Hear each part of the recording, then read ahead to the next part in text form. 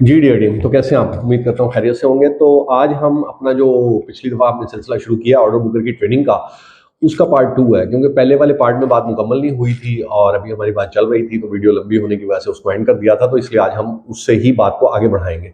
अच्छा, इस बात के शुरू में एक बात तो मैं आपको बताना चाहूँगा, और वो ये है कि देखिए, ये जो भी मैं आपके लिए वीडियो बना रहा हूँ, इसमें आपको ना छोटी-छोटी टिप्स मिलेंगी, और छोटी-छोटी टिप्स को जब आप फॉलो करते चले जाएँगे ना, तो सब टिप्स को मिला के एक दिन आप सभी कुछ सीख जाएँगे। कोई भी एक बात ऐसी नहीं हो सकती जो कि काफ़ी होगी आपके रिज़ल्ट लाने के लिए, बल्कि तमाम छोटी-छोटी बातें, तमाम छोटी-छोटी चीज़ें जो मैं आपको बता रहा हूँ, अगर आप उनको ज़हन नशीन करेंगे और उस पे अमल करेंगे, तो इंशाल्लाह आप देखेंगे कि इम्प्रूवमेंट आनी शुरू हो जाएगी और आप कामयाब हो जाएँगे। इसकी मिसाल इसी तरह से समझ लीजिए कि आपने यकीनी तौर पे दरिया बहते हुए देखा होगा। तो अब जो दरिया बह रहा होता है, वो बेसिकली तो पहाड़ों से एक कतरा पानी का गिरता है और वो छोटी-छोटी नालियाँ बनती हैं, और फिर वो बहुत सारी नालियाँ मिलती हैं, तो फिर जाके कोई थोड़े से बड़े नाले बनते हैं, और फिर वो बहुत सारे पहाड़ी नाले मिलते हैं, तो जाके दरिया बन जाता है। और फिर जब आप देखते हैं, क्योंकि ज़ोर शोर के साथ बह रहा होता है, लेकिन उसमें जो सिलसिला शुरू हुआ होता है, वो एक कतरे से शुरू हुआ होता है। तो अगर आप भी एक कतरे से शुरू करेंगे, एक-एक छोटी-छोटी बात सीखते जाएँगे, तो यकीनी तौर पे आपको फ़ायदा होगा। अच्छा, तो बेसिकली जो मैं परसों बात कर रहा था लास्ट टाइम पिछली वीडियो के अंदर, वो थी कि मैंने एक टेक्नीक आपको बतानी थी। तो वो टेक्नीक ये थी जिसको मैं अपने ऑर्डर बुकिंग में यूज़ करता रहा, और जहाँ पे भी मेरी बात होती है मैं उसको बताता हूँ, और मैंने इस टेक्नीक से बहुत फ़ायदा लिया। वो ये होता था कि जब मैं एरिया में निकलने लगता था, तो मैं देखता था कि मेरा जो आज का एरिया है, इसमें कौन-सा ऐसा प्रोडक्ट है जिसकी अवेलेबिलिटी कंपैरेटिवली कम है। तो मैं क्या किया करता था कि उस चीज़ के 1-2 पीस, 4-5 पीस अपने साथ ले जाया करता था। बहुत सी दफ़ा अपनी जेब से ही खरीद लेता था, कभी फ्री सैंपलिंग हमें अलाउ होती थी, कभी नहीं होती थी। मैं इसको एज़ ए इन्वेस्टमेंट कंसिडर करता था और कुछ पैकेट्स अपने पास से ही खरीद लिया करता था। अच्छा, जब वो पैकेट मैं साथ लेके जाता था, तो मैं वहाँ जाके कॉल करता था जिसकी अभी हम बात करेंगे, और फिर एंड में ना कॉल के वो पैकेट दुकानदार को पकड़ाता था कि देखिए सर, ये हमारा फॉर एग्ज़ाम्पल अगर फ़र्ज़ कर लीजिए हम जूस है, तो जूस में हम फ़र्ज़ कर लें पीच जूस है, तो मैं कहता था ये जनाब हमारा पीच जूस है, और ये आपको जो है ना एक कार्टन ₹500 का पड़ेगा, और ₹750 इसकी सेल आएगी। सब मैं एग्ज़ाम्पल के तौर पे आपको बता रहा हूँ। तो 500 का पड़ेगा, ₹750 की सेल आएगी, और आपको ₹250 एक कार्टन पे बचेंगे, जो कि 50% मुनाफ़ा बनता है। अच्छा, इसमें आपने ये बात नोट कर लेनी है कि एक तो हमने प्रोडक्ट उनको दिखाया, तो उन्होंने हाथ में पकड़ के देखा। तो होता ये था कि ऐसी प्रोडक्ट मैं अगर 60 दुकानों पे कॉल करता था, कोई भी एक प्रोडक्ट लेके जाता था, तो 10-15 ऑर्डर तो मेरे सिर्फ उस प्रोडक्ट की वजह से बन जाया करते थे, और बाकी भी ऑर्डर बनते थे। तो जनरली मैं जब ऑर्डर बुकिंग किया करता था, तो मेरी प्रोडक्टिविटी बहुत हाई हुआ करती थी, और उसमें ऐसे ही टूल्स थे कि मतलब ये प्रोडक्ट साथ ले गए, उसने देखा और उसको इसका मार्जिन और सब कुछ बताया। हालांकि हम कोई नई चीज़ नहीं बता रहे हैं, लेकिन हम इस तरह से बता दिया करते थे कि ये जनाब हमारा पीच जूस है, ये आपको 500 का पड़ेगा, 750 का बिकेगा, ₹250 आपको बचेंगे, जो कि 50% आपको इसके अंदर मुनाफा है, जो कि बहुत अच्छा मुनाफा है। तो अच्छा, अब आपने एक और चीज़ इसके अंदर नोट करनी है कि मैंने इसमें सारी बात मुकम्मल की है कि भाई 500 का पड़ेगा, 750 का बिकेगा, और आप अगर जो मैं मुनाफा है ₹250, उसको अगर आप कैलकुलेट करेंगे, एक यहाँ पे टेक्निकल पॉइंट याद रखिएगा कि जब भी मुनाफा कैलकुलेट करें, तो दुकानदार की इन्वेस्टमेंट पे करें। तो 750 का वो बेच रहा है, तो आपने 750 पे ₹250 की परसेंटेज नहीं निकालनी है, बल्कि आपने उसकी ₹500 की इन्वेस्टमेंट है, उसके ऊपर उसने 750 बेचा, तो ₹250 उसका ₹500 के ऊपर प्रॉफिट है। तो 250 डिवाइडेड बाय 500, तो जब आप इसको परसेंटेज का बटन दबाएंगे, तो वो 50% आपको मार्जिन बताएगा। ये मैं एग्जांपल के तौर पे बता रहा हूँ, आप किसी भी प्रोडक्ट को कैलकुलेट कर सकते हैं। ये जो मैं मार्जिन बता रहा हूँ, ये एग्जैक्ट कोई भी इसके अंदर मैं नंबर्स या डिजिट्स जो है वो नहीं बता रहा हूँ। तो आप इस तरीके से अपने मार्जिन कैलकुलेट कर सकते हैं। तो इस तरह से बड़ी तेजी से आप उस दुकानदार को बता सकते हैं। अच्छा, इससे आगे बढ़ता हूँ। अब इससे अगली बात आ जाती है कि हमने ये प्रोडक्ट भी कैरी कर लिया और हम दुकान पर पहुंच गए। अच्छा, जब आप दुकान के ऊपर पहुंचते हैं, तो दुकान पे पहुंचने के बाद आपको दो सिचुएशंस मिल सकती हैं। कम से कम दो सिचुएशन मिल सकती है। एक सिचुएशन तो ये मिल सकती है कि दुकानदार के पास बहुत सारे कस्टमर्स खड़े हों, या एक सिचुएशन ये मिल सकती है कि दुकानदार बिल्कुल फारिग बैठा हो। अगर तो बिल्कुल फारिग बैठा हो, फिर तो आप जाएंगे, आप उनसे सलाम दुआ लेंगे और उनसे इजाजत मांगेंगे कि जनाब इजाजत दे तो मैं जरा गोदाम चेक कर लूं। तो आप गोदाम के अंदर जाएंगे, और गोदाम के अंदर आप जाके सबसे पहले अपना स्टॉक देखेंगे, ठीक है। और अगर वो आपका प्रोडक्ट बेचते हैं, और अगर आपका प्रोडक्ट नहीं भी बेचते हैं, तो फिर भी आपने जो है उनसे बात करनी है कि मैं फलां कंपनी की तरफ से आया हूं, अगर आप इजाजत दें तो मैं जरा चेक कर लूं। तो वो आपको आगे से कह सकता है कि भाई मैं तो आपका प्रोडक्ट बेचता ही नहीं हूं। तो आप उसको बताएंगे कि सर ये देखें, ये हमारा प्रोडक्ट है, ये कैटलॉग है, ये सारी चीजें हैं, मैं तो सिर्फ ये देखना चाहता हूं कि बाकी आपके पास जूस कितना पड़ा है, ताकि अगर कोई ऑर्डर बनता हो तो आप हमारा थोड़ा सा मंगा के देख लें। तो इस तरह से बात कर सकते हैं। नॉर्मली वैसे पहली दफा में गोडाउन चेक जो है अक्सर दुकानदार अलाउ नहीं करते हैं, जब वो आपका प्रोडक्ट भी नहीं बेच रहे हैं। फिर उसका कॉल का दूसरा तरीकाकार होता है, उसके ऊपर भी हम आएंगे कि जब हम पहली दफा दुकान पे जाते हैं तो किस तरह से उसको कन्विंस करना है। लेकिन अगर सभी चीजें एक वीडियो में डालूंगा तो बहुत लंबी हो जाएंगी। तो अभी मैं टॉपिक पे वापस आता हूँ कि फर्ज कर लीजिए कि ये वो दुकानें हैं जो आपका स्टॉक पहले से ही बेच रही हैं। तो आपने जाके गोडाउन चेक किया। अच्छा, गोडाउन चेक करने के बाद आपने अपना भी स्टॉक देखना है और अपने कंपेटिटर का भी देखना है, क्योंकि बहुत सी दफा ऐसा होगा कि आपका स्टॉक तो खत्म हुआ हुआ है लेकिन कंपेटिटर का स्टॉक पड़ा हुआ है। तो अगर ऐसा होगा तो जैसे ही आप दुकानदार के पास आके उसको कहेंगे कि जनाब मैंगो खत्म हो गया, तो कहेगा नहीं भाई, दूसरी कंपनी का मैंगो पड़ा है, तो उससे आपकी बात की नफी हो जाएगी। और जी सॉरी, तो बीच में थोड़ी डिस्टर्बेंस आ गई थी, डिस्कनेक्ट हो गया था। तो मैं बात कर रहा था कि आपने इस तरह से छोटी दुकान वालों का गोडाउन चेक कर लेना। अच्छा, अब दूसरा वाला जो शॉपकीपर है, जो मसरूफ है, जिनके पास ग्राहक खड़े हैं, वहां आपको क्या करना है? वहां पे आपके पास दो ऑप्शन होंगे। एक तो ये कि अगर कुछ ऐसा है कि उनकी लोकेशन इस तरह की है कि आप उनसे मिलने के बाद उनका गोडाउन चेक कर सकते हैं, तो वो कर ले, नहीं तो आप उनका इंतजार करें। उससे भी पहले जब आप दुकान के ऊपर जाते हैं तो पहला जो आपने काम करना है वो ये करना है कि आपने दुकानदार से हाथ मिलाना है। अच्छा, जब आप दुकानदार से हैंडशेक करें तो आपको गर्मजोशी के साथ हाथ मिलाना है। गर्मजोशी से मुराद क्या है? कि आपका हाथ ढीले ढाला अंदाज नहीं हो, आपके चेहरे पे एक बड़ी अच्छी जो है ना प्रोफेशनल मुस्कुराहट होनी चाहिए, और आप बिल्कुल ढीले ढाले अंदाज में हाथ ना मिलाएं और ना ही इतनी सख्ती से उनके हाथ को दबाएं कि वो अच्छा महसूस ना करें, बल्कि गर्म जोश अंदाज में जो है सलाम दुआ लें और इस तरह से मुखातिब करें। अस्सलाम वालेकुम नईम साहब, कैसे हैं आप? उम्मीद करता हूं ठीक ठाक होंगे, खैरियत से होंगे।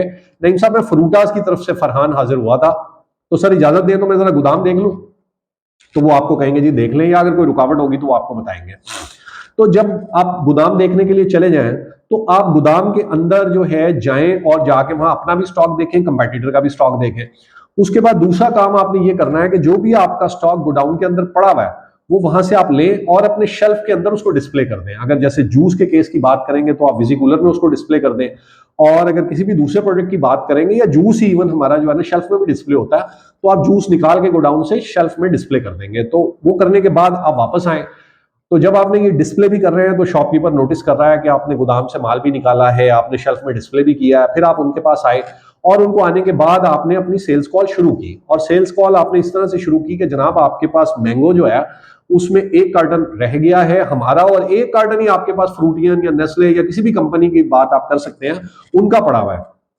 तो ये दो पड़े हुए हैं, तो अगर आप कहें तो इसमें आपका ऑर्डर बना लो। तो वो आप उनसे ऑर्डर की डिस्कशन करें, और ऑर्डर की डिस्कशन करने के बाद आप उनसे उनका ऑर्डर हासिल करें। अच्छा, जब आप उनसे उनका ऑर्डर ले लेते हैं तो ऑर्डर लेने के बाद आपने अपना ऑर्डर को क्लोज करना है। अच्छा, अब ऑर्डर को क्लोज किस तरीके से करना होता है? एक तो नंबर वन ये है कि कंप्लीट ऑर्डर किया, आप उसी वक्त खड़े खड़े जो है ना आप वैल्यू लगाएं। वैसे तो आपका मेंटल मैथ इतना अच्छा होना चाहिए कि आप सिर्फ अगर कार्टन्स हैं तो उनको काउंट करके अपने जहन में मल्टीप्लाई करें, और एक आप जजमेंटल वैल्यू जो है वो जो है शॉपकीपर को बता दें, ठीक है, और उनको बता दीजिए तकरीबन आपका बिल 5,000 रुपए का बनेगा। और अगर आप ये नहीं कर सकते तो अपने मोबाइल पे कैलकुलेट कर लें, या कोई छोटा कैलकुलेटर पास रख लें, क्योंकि मोबाइल पे थोड़ी सी मुश्किल होती है, तो छोटा कैलकुलेटर भी हो सकता है। लेकिन कॉल की क्लोजिंग की बड़ी अहम बात यह है कि आपने उनको बताना है, नईम साहब आपका 5,000 रुपए का ऑर्डर बना है और इंशाल्लाह कल सेल्समैन आपके पास आएगा। तो ये आपके क्लोजिंग जो है ना उनके साथ रिमार्क्स होने चाहिए। अच्छा, इससे पहले जब आप ये उनको प्रोडक्ट दिखा चुके हो तो आपने वो जो एक प्रोडक्ट साथ लेके गए थे वो दिखाना एंड में। जब आप पूरा अपना ऑर्डर बना लें, सब रूटीन का ऑर्डर बना लें, तो फिर आपने कहना ये जनाब हमारा पीच जूस है, ये आपको 500 रुपए का कार्टन पड़ेगा, 750 का बिकेगा, 50% आपका मुनाफा है, तो इसकी भी एक दो ट्रे डाल दूं। अब उसने बाकी ऑर्डर लिखाया हुआ होगा तो एक आध ट्रे वो उसकी भी ऐड करवा लेगा, और अगर उसने कोई दूसरी चीज का ऑर्डर उसका नहीं भी बना, उसके पास सब कुछ पड़ा हुआ भी है, तो भी आप यही करेंगे कि ये जनाब हमारा पीस जूस है, ये इतने का पड़ेगा, इतने का आएगा। तो हो सकता है कि बाकी किसी चीज का ऑर्डर तो ना बने, लेकिन आपके पीस जूस का या जो भी आइटम आप साथ लेके गए हैं उसका ऑर्डर जो है वो आपका शॉप से बन जाए। फिर आपने क्लोजिंग के ऊपर उसकी वैल्यू बताई। अच्छा, इसके बाद एक और, अगर आपने वो जो क्रेडिट की लिस्ट लेके गए थे, अगर उन दुकानदार का नाम क्रेडिट लिस्ट में है तो आप उनके क्रेडिट की वैल्यू दुकान पे चढ़ने से पहले ही देख चुके होंगे। तो क्लोजिंग के ऊपर आप उनको बता देंगे कि सर ये 5,000 का आपका बिल बना है, पिछला बिल आपका 3,000 रुपए का, वो दे दीजिएगा और ये आपको 5,000 का स्टॉक आ जाएगा।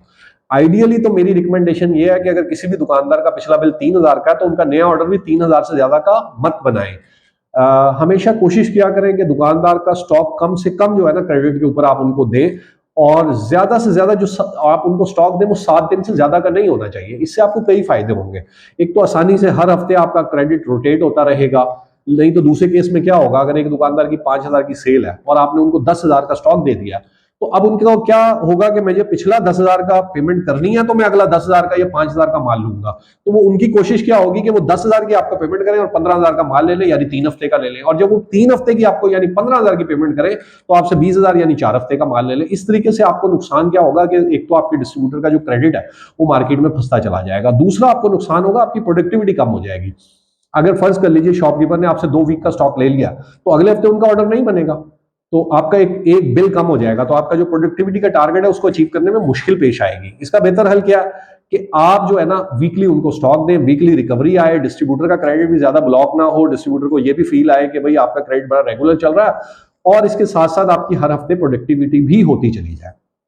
तो इस चीज को आपने मद्देनजर रखना है। अच्छा, इसके बाद आपने इस बात का भी ख्याल रखना है कि आप जो है उस दुकान के पोटेंशियल को देखते हुए अपना ऑर्डर बनाएं। बाज दफा ऐसा होता है कि आपको कैश पे ऑर्डर बन रहा है और वो ऑर्डर जो बना रहे हैं आप समझते हैं कि स्टॉक बहुत ज्यादा है। मेरा ये मशवरा है, कभी भी शॉपकीपर को उनके पोटेंशियल से ज्यादा, आपका रोज का तजुर्बा है, आपको पता होता है कि दुकान का पोटेंशियल तकरीबन कितना होगा दुकान के साइज को देख के। तो अगर वो जज्बाती हो के या किसी भी वजह से ज्यादा स्टॉक लेना भी चाह रहे हैं तो आप कोशिश ये करें कि आप उनको उनके पोटेंशियल के मुताबिक स्टॉक दें। इससे एक तो वीकली ऑर्डर बनता जाएगा और शॉपकीपर के जहन में भी जब वीक बाद ऑर्डर बनता है ना तो उसके जहन में ये आता है यार इनका स्टॉक जो है बड़ी तेजी के साथ और बड़ा रेगुलरली बिकता है। लेकिन अगर इसके 22 वर्ष आपने 15 दिन का, महीने का स्टॉक दे दिया और आप हर हफ्ते जा रहे हैं और शॉपकीपर कह रहा है सब कुछ पड़ा हुआ है, तो एक तो आपकी प्रोडक्टिव कॉल नहीं हुई, दूसरे दुकानदार के जहन में आ गया कि यार इनका माल तो बिकता ही नहीं है, महीना हो गया ऑर्डर ही नहीं बना। तो इसलिए वीक जितना स्टॉक दें और वीक जितने स्टॉक को लेकर चलें। अच्छा, इसके बाद अगला जो हमारा पॉइंट है वो है आपका, सॉरी, हाँ, इसके बाद जो है अब हमारा जो अगला पॉइंट आ जाता है वो पीओएस की एग्जीक्यूशन का आता है। आमतौर पे सबसे बेहतरीन तरीका होता है कि सारी कॉल करने के बाद, जब वहां ऑर्डर बन जाए, सारा कुछ करने के बाद फिर आप अपना पीओएस लगाएं। उसमें मैं पहले ही आपको बता चुका हूं कि थोड़ा पीओएस लेके आए, कम लगाएं, लेकिन एक पोस्टर लगाएं 10 की जगह, लेकिन इतने खूबसूरत और अच्छे अंदाज में लगाओ कि दुकानदार भी उसको पसंद करे, आपको खुद लगा के भी अच्छा लगे और आप उसकी तस्वीर शेयर करें या अपने सीनियर को भेजें तो आप जो है ना वो भी उसको देख के कहें कि नहीं यार ये बंदा पीओएस की एग्जीक्यूशन भी बहुत अच्छी करता है। इससे आपका इमेज अच्छा होगा, आपके आगे बढ़ने के जो इम्कानात है वो बेहतर से बेहतर होते चले जाएंगे। तो आपने ये पीओएस जब इसको लगा लेना है और उसके बाद आपकी अब कॉल भी क्लोज हो चुकी है, उसके बाद आपने अब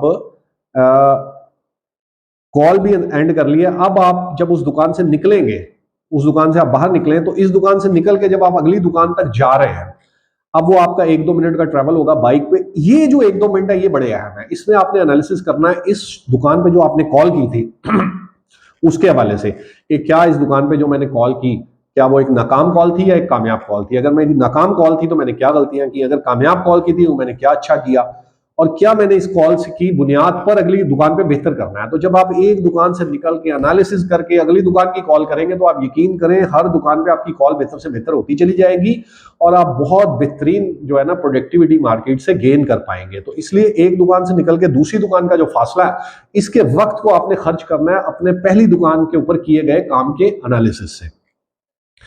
तो जब वो आप एनालिसिस करेंगे अगली दुकान पे बेहतर उसके एंड पे कॉल करेंगे। अच्छा, जब ये सब हो जाता है उसके बाद आपने एक और चीज देखनी है, वो ये देखना है आपने इसी एनालिसिस के एंड पे कि आपने पिछली दुकान पे या अभी तक सुबह से लेके जितनी भी दुकानें की हैं वहां पे जो आपकी टाइम स्पेंडिंग है क्या वो सही है, अप्रोप्रिएट है। कहीं ऐसा तो नहीं है कि आपने 60 दुकानें करनी है लेकिन 20 दुकानों में ही आपने इतना ज्यादा टाइम लगा दिया कि अब आप 60 दुकानें कवर नहीं कर पाएंगे। या कहीं ऐसा तो नहीं है कि आप इतनी ज्यादा स्पीड से चले चले जा रहे हैं कि आपकी तो 60 दुकानें जो है ना 1 बजे ही खत्म हो जाएंगी।